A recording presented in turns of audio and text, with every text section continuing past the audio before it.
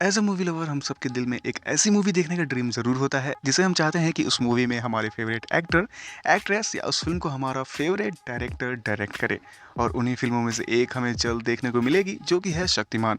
But इस video में हम शक्तिमान की नहीं बल्कि किसी और ड्रीम मूवी प्रोजेक्ट की बात करने वाले हैं, जो कि अगर फुल ऑनेस्टी और दिल से बनाई जाए तो पार्ट्स में हैरी पॉटर की तरह 7 to 8 पार्ट्स और ग्रेटनेस और ग्रैंड लेवल पर अवतार की तरह या कह लें उससे भी बड़ी होगी। इतने सारे कैरेक्टर्स, उनकी ओरिजिन्स, पावर्स, इनफैक्ट उनसे जुड़ी कहानियों को 7 to 8 पार्ट्स में कंप्लीट करना भी बहुत बड़ी बात होगी। अब शायद आप समझ गए होंगे कि मैं किस मूवी की बात कर रहा हूँ, बट अगर आप अब भी गेस नहीं कर पा रहे हो तो कोई बात नहीं साथियों। दरअसल मैं बात कर रहा हूँ महाभारत की, जो कि एक एपिक है और लोगों की फेवरेट है। मगर क्योंकि महाभारत जैसे ग्रेट एपिक को जितना पढ़ने और उसके बारे में जानने में एक्साइटमेंट होती है, उससे कहीं ज़्यादा मुश्किल है इस ग्रेट एपिक को बड़े पर्दे पर उतारना और लोगों के विश्वास और उम्मीदों पर खड़ा उतरना। जितनी लॉन्ग और डीप ये स्टोरी है, उसको उतनी ही सिंपल और इफिशिएंट मैनर में ऑडियंस के सामने पर्दे पर उतारा जाए तो काफ़ी चांसेस हैं कि सिर्फ इंडिया में ही नहीं बल्कि पूरे वर्ल्ड लेवल पर महाभारत जैसी बड़ी मूवी शायद बन ही नहीं सकती। मगर बात फिर वहीं आकर फंसती है कि इस मूवी को आखिर बनाएगा कौन, क्योंकि महाभारत की कहानी लगभग सबको थोड़ा बहुत पता ही है।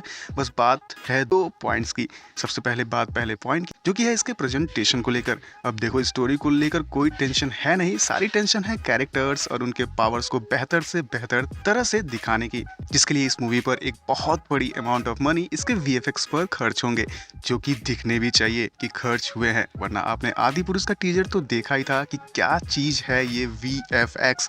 अब इंडियन सिनेमा की एक और आयरनी है कि जहां एक तरफ हॉलीवुड जैसी मूवी इंडस्ट्री बड़ी आसानी से या कह ले एफर्टलेस तरीके से हाई वीएफएक्स वाली मूवीज ऑन डिमांड बना देते हैं, वहीं इंडियन सिनेमा अब भी इन चीज़ों में बहुत पीछे है और स्ट्रगल कर रही है, जो कि आजकल के समय में मेजर ड्रॉबैक हो सकती है। कंसीडरिंग कि लोग अब पहले से ज़्यादा एक्सपेक्ट करने लगे हैं, तो ज़रूरी है कि इंडियन सिनेमा भी बदलते वक्त के साथ अपनी टेक्नोलॉजी वाली चीज़ों में इम्प्रूवमेंट लाए और वीएफएक्स को बेहतर से बेहतर करे। इसका कंपैरिजन आप एक तरफ आज की आदि पुरुष और दूसरी तरफ rise of the planet of the apps से कर सकते हैं, जो कि 2011 में आई थी। फिर भी rise of the planet of the apps की वीएफएक्स आउटस्टैंडिंग थे। कंक्लूजन ये है कि अब वक्त आ गया है कि इंडियन सिनेमा को अपनी वीएफएक्स वाले सेक्शन पर तगड़ा काम करना होगा।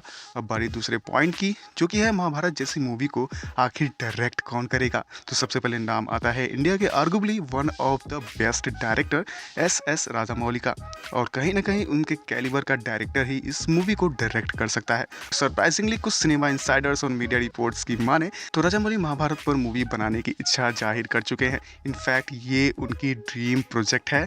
रिपोर्ट्स की माने तो राजामौली की महाभारत 8 to 10 पार्ट्स में बनेगी, बट अभी के लिए ये 100% श्योर नहीं है कि वो इस पर कब तक काम करेंगे।